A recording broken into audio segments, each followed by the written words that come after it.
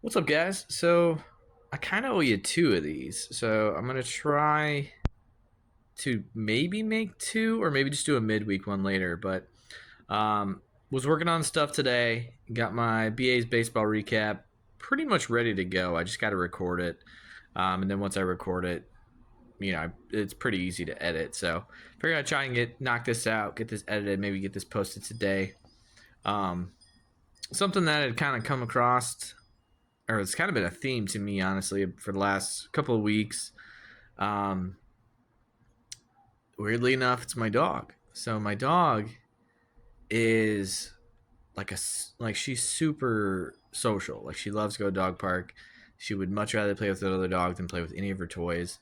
Honestly, I feel bad when I'm working all day because I can hop on my little doggy cam and I can see her just bored out of her mind, just basically sleeping all day. And I feel bad because it's making me consider getting a second dog, honestly, because then she'd have, somebody to play with and keep entertained. Because honestly, she won't even play with her toys most of the time unless I'm around or somebody's around. So, um, I try to take her to the dog park 5 times, maybe 6 times a week. So she still gets to socialize. She gets to run around.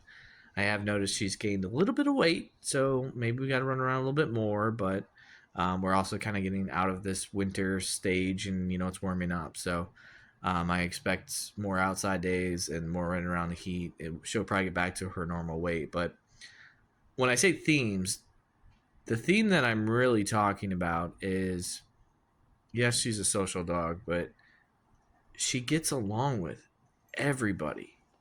Like she'll go in there with a dog that's twice her size.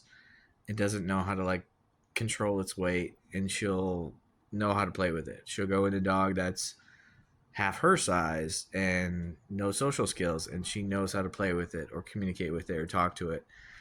And I basically have had her for almost a year now. And so constantly what I'll do is if there's dogs there that I know, I'll just bring her and let her play. Like she definitely has her friends and her best friends, and then she has other dogs that she kind of like knows, and they just kind of coexist together because maybe they don't like to play or don't like to socialize, so she kind of lets them just do their thing. But lately, I don't know if it's because it's warmed up or we're kind of, like I said, out of this like winter phase where everyone's kind of like stayed home or hasn't really come to the dog park much. But I've seen a lot of like new owners lately, and like she's got no problems with people or anything like that. So usually I'm just like, hey, are you cool? And then I'll watch her mostly for entertainment, but like I don't really have to worry about her getting in fights or getting riled up or anything like that, which is super convenient and helpful. But like other owners do have to worry about that. And um one of the owners of a dog I pretty much been going to this dog park for, like I said, almost a year now, and I go on a regular basis. So there's some people there that I know because they've been there for 6, 8, whatever, 9 months. And one of them is this guy's got a dog, and he's a male dog, and kind of had a bad upbringing. I think he was like abused or something like that. So it's not very like comfortable around men, and he's also a little like protective of himself and whatever. So a lot of the times, this owner would always take his dog to the other, like the dog park split in the middle. So you have like the big regular yard, and then you have the small yard, or it's also kind of used for the ones that kind of have behavioral issues or whatever. So he would always go to the other one because he wanted to keep his dog separate from the other owners. He didn't want to worry about an incident. Um, and like I'd kind of talk to the dog through the fence. He plays fetch, so like I'd throw tennis balls with him, and eventually, he'd said like, "Hey, see, my dog seems to like get along with you, and your dog's super chill. Like, let's introduce them and see how they react." And of course, Violet's amazing. She's good with the dog. They were playing, having fun. They were doing the little like thing where they run next to each other and go back and forth and everything like that. They hit it off like gangbusters, of course. And so then he was like, "Well, you've kind of interacted with my dog through the fence. He doesn't seem to mind you. Just come stand by me. Don't reach out. Don't just stand by me." And like within a couple of weeks, he was like, oh, you're my new best friend. So no issues with me either. And that's just one of the incidents. Like, there's other dogs that I've gone in, and it's kind of been the same thing. Like, oh, he's not good with other dogs. He's socially awkward. Maybe it's a puppy, and it's like, oh, he just doesn't have a lot of socializing, a lot of training. So they always go to like the other side of the park where there's no dogs, and then I always kind of feel bad because then you see their dog on the other side of the fence, like watching all these other dogs play or socialize. So usually I'm the guy that's usually like, hey, Violet's really well behaved. She's really good socializing. Do you want me to bring her over and see how they do? That way your dog has somebody to play with or has somebody to socialize with and interact with. And I bring this up because like this week, like this last week and a half, 2 weeks, um, we've run into two puppies. And I don't mean like small puppies. I mean like, 4 months, 5 months. They're basically her size. She's like a medium size. She's like 40, 45 pounds. So a couple of puppies about her size that, talking to the owners, they've just basically been like, we just haven't brought them out to a dog park yet. So they've never interacted with another dog. We're not really quite sure what's going to happen. So we're just, trying to protect ourselves and the dog at the same time. And both times, she goes over there, introduces herself, kind of teaches them how to play, and then they play and run around and have a good old time. And then there's other dogs that are like kind of that like socially awkward or anxious type, and she'll go over there and she'll like introduce herself and kind of get a vibe for what they're doing. Like some of them are kind of like, leave me alone, I'll come to you when I'm ready. And so she'll kind of do that. She'll like say hello and whatever. And I've a couple of times she's brought a toy over to the dog, like not prompted by me at all, just like kind of like a, hey, this is here for you if you want to play, but if you don't, no, not a big deal. And then she'll like walk away.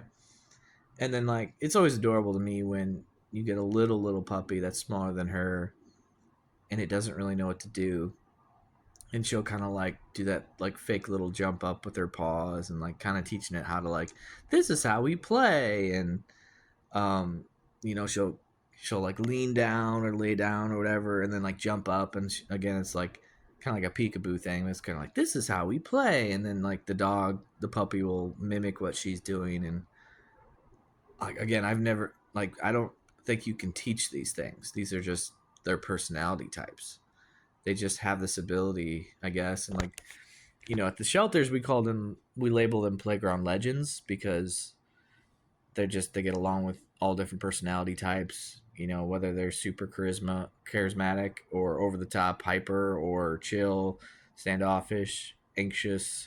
So like the last, like I said, I had these two puppies, then I had another dog that was like super awkward and anxious. She befriended that one. They were rolling in the dirt together. Like, so the owner was like, oh my God, she's amazing. Had two other dogs that they're kind of young and don't really know their place. I'm kind of in the world, but also like the dog parks. Like some of them will be like, got to be the alpha, or they're the biggest, so they got to prove like I'm the strongest. So they kind of roughhouse too much. And we had an incident where there's two dogs that they're both good dogs, like they're not bad dogs. They had two dogs. They're both strong. They don't really know, I think, their own strengths right now, and they're both young, so they're kind of got into it, and we're like, barking at each other and kind of roughhousing a little too much. And so the owners had to like hold them apart. And no joke, Violet's my dog. Violet goes over there in the middle of the two, and it was like she was momming them because she went over there. She went over to one and like kind of like bobbed him on the nose and was just like, "Are you okay?" And then went over to the other one and like licked his face and was like, calm down. Are you okay? And like kind of like looked at them both and was just like, "Can we play now?" And then like walked away. And the owners were just like, "Did she really just do that? Like she's over here playing peacemaker." And I'm like, "That's Violet for you." And I've talked to some owners and they're like, "Man, that's gonna be so nice having a dog that gets along with everybody." And I'm like, it's a blessing and a curse. Like, some days we're trying to get in and out and trying to have like a 10-15 minute dog park thing where she poops, pees, gets her laps in, because I know the weather's coming, or maybe something's about to happen, so we got to go. And then I run into a dog that doesn't have anybody to play with or doesn't know how to socialize, and we integrate them together, and suddenly that 15 minutes turns into an hour, and stuff like that seems to happen all the time with her. And like I said, it's nice, and it's always fun to watch because I'm a huge animal lover, and I love to see dogs come out of their shell or feel comfortable. And like, I feel like a lot of dogs, they're either very comfortable around people or they're very comfortable around dogs, but not always both. Like even Violet, like she can get along with every single dog, but she does not trust people. So people will be like, "Oh, you're adorable and you work so well with my dog," and then they'll try to pet her, and she'll be like, don't move too fast. I don't know if I like that. And then whenever they slow down and come to her level, then she's kind of like, okay, I kind of like you now. But initially, she's very standoffish. She's very untrusting, which is a smart thing to do. And I don't know her story before I got her. Again, I would love to do. I got this ancestry kit or whatever, this DNA kit that I got through BarkBox. So if you're interested in that, no affiliate or anything, but I could actually get an affiliate with BarkBox. I realized that, but I'm hoping that this DNA kit maybe it will have some marker in there or something that says like how old she is. I don't know if there's like a cell or a binome or something genetic that can say her age, because at the shelter it's just kind of a rough estimate based off of their like the buildup in their teeth. And so people keep asking me her age, and I'm like, well, I think technically she's about to turn 4, but I was like, she's still got plenty of puppy left in her and running around and stuff like that. And so I'm really interested. I'm like, maybe she's younger than I thought, or maybe she's older than I thought. I'm not even sure. Like she's just kind of at that right age and that fun age. But I also bring this up, I guess, to make this full circle. We went for a ride, so she was kind of being like needy today, and I didn't know why, because I was like, got food, we've been playing, you pooped this morning, it was only like 2 o'clock. I guess spoiler, she needed to poop, and that's why she was being weird. But we went for a drive, and I was like, I need to get my recycling done. So I took my recycling out, and she likes to go for rides. So I was like, anytime I leave, especially on weekends, I just bring her with. Like even if I got to the grocery store and she got to sit in the car for 10 minutes, like she just will rather do that as long as she can go for a ride. So she's right here. You want up? You want up? She's like, in your lap? Yes, I'll settle for your lap. Silly girl. There we go. She's like, you're in my spot. You're on the couch. Oh yeah? Yeah? Yeah? Are you gonna lay on me while I got my feet kicked up? Yeah? This is Violet. This is the one we're talking about. Did you know I was talking about you? Did you know I was talking about you? I put my little USA bandana on her today, just because I was trying to clean up, put things away, and just threw it on her, and she was like, "Okay, cool, I'm pretty." So yeah, this is my little Violet girl. Just imagine all this whiteness in the middle of the night when it's dark out. You can see her face and nothing else. So she's got that little like ghost face dog. All right, can you lay down? Can you lay down? Because you're at an awkward spot on my hip. Yeah, so I can finish this video. Anyways, I mentioned this because as we were driving around and song came on, thought triggered, she looked out the window or something like that, and I was sitting there thinking like personality types in people. Like dogs are just, they have their own personalities too, but I was like in people, and I was like, she would be the rare kid at a high school that got along with all the different like stereotype groups, like she'd get along with the jocks, she'd get along with the artists, she'd get along with the band members, she'd get along with the skaters, the I don't even know, the techies, the film crew, whatever. And then it kind of hit me. It was like, actually, that fits because I was the same way. Like, I know you see all these teen movies and these dramas, and they're definitely stereotypes, and I think they've adjusted and they've done better lately. But like, oh, the big bag jocks are stupid and mean, or the cheerleaders are evil and mean, but they're all pretty, and the nerds are nerds and awkward, and they've changed that stuff, but like, there were still quote unquote stereotype groups or whatever, and I know when people would be like, yeah, like you talk about the movies or the TV series or whatever, and they'd be like, yeah, I'd definitely be like these guys, or I'd be with those guys, or those are my favorites, and yeah, fuck the jocks, and blah, blah, blah. And I always was in the frame of mind of like, dude, like, even when I was a kid, I was like, they're just kids, man. Like, they're just conforming to what they think they need to be or how they think they need to be. And even if they have more self awareness, that doesn't necessarily mean like, okay, they're around, for instance, you're a jock. Okay, well, you're going to be around more jock people because you play sports a lot, you have practice a lot, so you tend to befriend the people you're around the most. Like, that's just kind of common knowledge, common, I don't know, sociology info. And again, like when people talk about some of their histories and stuff like that in high school, a lot of times I'm like, I can't relate because I played sports. I still love sports. I loved playing sports back then. I played basketball. I played baseball. Those were my main two. Also did a little bit of track. Um, but I mean, like, even like bowling was kind of its own thing. Like, I was cool with bowling people. I have friends that are still bowling today. But like, I was smart enough that I was in advanced math. So like the smart kids, the club presidents, the whatever, I was friends with them. Back in my day,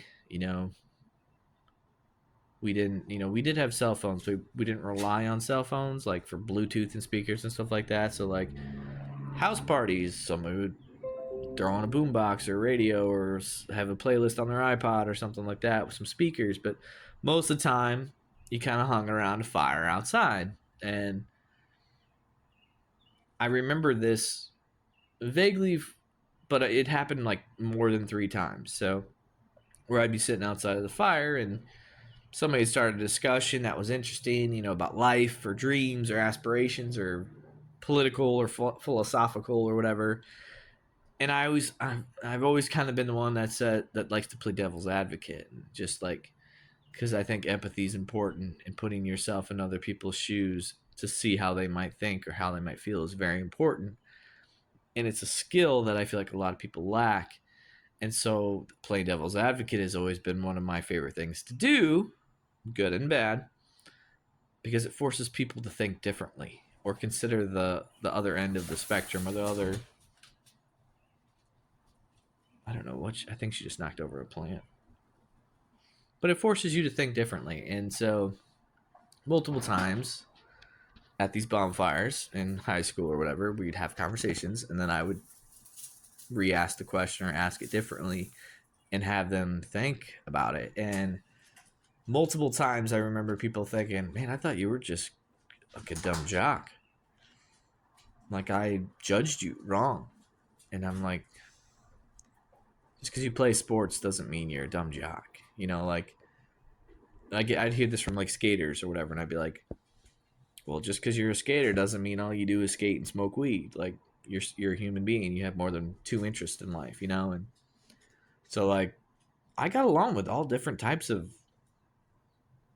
like comic book nerdies, the skaters, the smart ones, the slackers, the jocks or the athletes or what.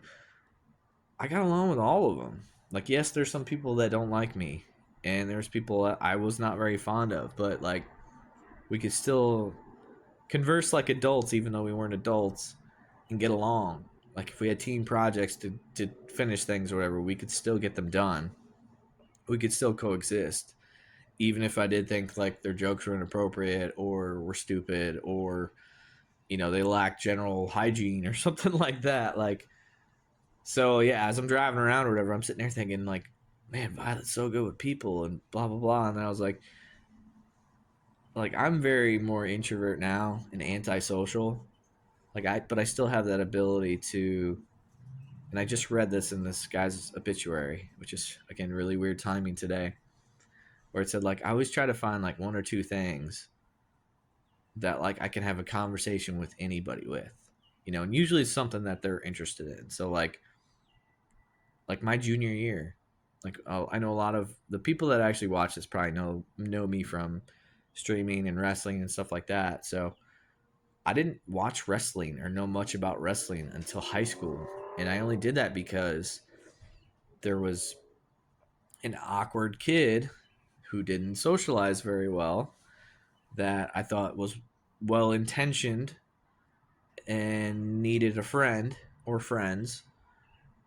And so I learned about wrestling just so I had something to talk about him with, and I didn't like, I knew the main guys because you overhear stuff that your friends talk about, but like, I guess I don't want to go off too much of a tangent, but I don't feel like people put in the effort like that anymore.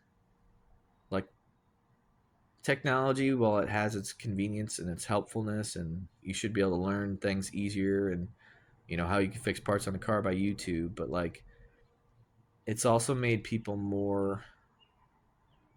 I don't even want to say self-reliant on themselves, but like distance themselves from others. Like, even if it might be considered manipulation in an extent, like people will be nice to you or converse with you if they know you have a skill or that you can help them.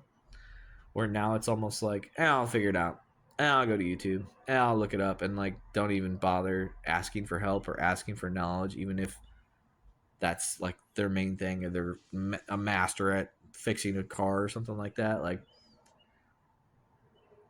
I just feel like people have gotten so separated and distanced off from one another so much that that's the hindrance of technology. But even if we were to go back, I don't know how many years, but I think it's effort. Like, if you just put in the effort to learn something, like even if it's a TV show, like that you be like, I'm not really into it that much. It's okay, but like it might be the world to somebody. So for you to just like sit there and ask a couple questions about the show, it might it might make their week to just be like, man, at least I have so and so to talk about this show with, like, because I'm the only person that watches it or the only person that thinks it's cool or whatever. Like, I feel like good friends will do that for you, or to you, for you, however you want to say it. But like, they will appreciate your passions or your interests or your hobbies, and they'll go that extra step or two to learn more about it, to be able to engage with topics, conversations with you, even if you're not really that into it. So I guess my words of wisdom for today are, take that extra step or two steps to be a good friend. If one of your friends or family members even have an interest in something, try to learn a little bit about it so you have something to engage them with. Like I said, especially in today's world, it's very easy to get lonely. Maybe they need somebody to talk to about something. And like I said, it might not be anything you're really that interested in or into, but just put forth a little bit of effort. It goes a long way. Like, just, it's the simplest thing. Effort, a little bit of time. Like, I'll end on this because I feel like now we've gotten off on a rant. I don't want to say rant, but we've got tangented a lot. But there's people that I've noticed in the dating world. Not as much now because I'm very doing my own thing now, but back in the day where you would have girls. Again, we're kind of going to my personal examples. You'd have girls that were attractive, and because they were so attractive, they didn't have to work as hard. So you give them the benefit of the doubt if they messed up, forgot something, whatever, because they were so attractive, right? But then you have other girls that maybe they're not as attractive or charming or flirtatious or confident or whatever, but they put forth effort and they tried. And maybe their execution wasn't good. Maybe they fumbled over their words. Maybe they spilled something, like they did something. I always see these things and always thought like that, the execution might not have been there, but the effort was there. The thought was there. It's like something as simple as like sending someone a card. And like again, this is one of the reasons why I absolutely love cards. And if you don't even know what I'm talking about, because this is kind of a tradition that's continued in with my family, like cards, sending a birthday card, sending a Valentine's Day card, like whatever. It's the same example of maybe an awkward girl in glasses, and physically, just physically, she's like a 5 or a 6. But if she comes up to you and tries to say hello to you at a bar, like I will acknowledge that effort and be like, you went out of your comfort zone to say hello to me. I will be kind in return. Like, and even if you're not someone that I might be interested in romantically, I can see that effort and that willingness to try and to go out of your comfort zone. And I like that. That's a very attractive quality. So maybe romantically we don't work out, but you might be a good friend. You might be a good conversationalist. We might have interest in other things together. So, yeah, in summary, put in the extra effort. Effort matters. Execution doesn't. It doesn't have to be perfect execution. Effort matters. Put in that extra effort into learning something. Be a good friend. Okay, that's what we're on this week. Be a good friend. Put in the extra effort. Effort matters.